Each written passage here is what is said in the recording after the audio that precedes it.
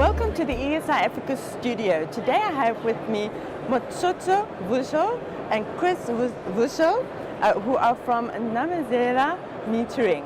Welcome. Thank you very much. Thank you very much. Today we're going to be talking about smarter grids and how municipalities can keep up with what's happening in the sector. Lots of trends, lots of technology solutions, but keeping their grids connected, well positioned, and the revenue flowing.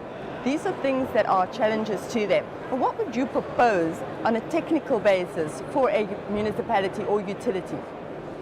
I think to be broad and give an understanding for the municipalities is to make sure that their technical department are well equipped with the technical people who are technically trained. And I think it's important for those technical employees to keep on researching and keeping up with the new trends. And I think ESCOM has already been a trendsetter, and they are always ahead of what are the latest trends. And ESCOM has already been instrumental in also helping the municipalities with those kind of expertise. And because of that team that they should constantly keep, it will always make sure that the municipality are also aligned, because ESCOM is the generator and it supplies bulk to the very same municipalities. And they should also understand what are the expertise from ESCOM so that they can apply what is needed for the same grid that they are operating in. So in the nutshell is that we need the two municipalities and private sector to work closer and avoid any kind of cut-offs that can happen in between. Would you like to add anything on that in terms of how the business solutions can work more closely with utilities? For municipalities, revenue management is top of mind and is a key risk that they always are faced with. So they are looking at how best to collect and maximize their revenue collection. The customer is faced with the challenge of scarce resources in terms of money. So tampering always is a big risk to municipalities. So the solutions that are utilized should be more focused on anti-tampering solutions. And we've got many other various solutions. We've got smart technologies that are out there and are constantly being reinvented in terms of making sure they're responsive to the market. We've been talking about also self-healing grids. This is something that municipalities are very aware of, or something that you could then talk to them about? I think what we have noticed that from the SCADA in terms of the power supply, in terms of bulk into different companies and different clients, from ESCOM point of view, even from the municipalities, it becomes a department on its own. And also for smart metering, it becomes another department on its own.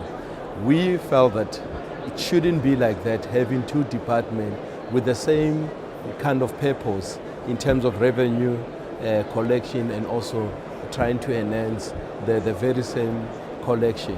So if we can integrate these two departments, whenever there's maintenance issues, the meters can also help in terms of the smart reporting of those faults. Instead of using the old traditional fault finding methods, we can also bring the new forms that we can also use from the side of the meters that are smart and the grid that has already been upgraded to be smart, to make sure that every kilowatt it's not wasted because of arcing, cut-off, outages that we experience in the system. So if this department can be joined together, they can do a lot of good and planning to avoid any kind of obvious problems that they experience in the system. So the two departments, they shouldn't be separate. They should be integrated to serve the same purpose. Metering is just so important. But what would you like to add to that?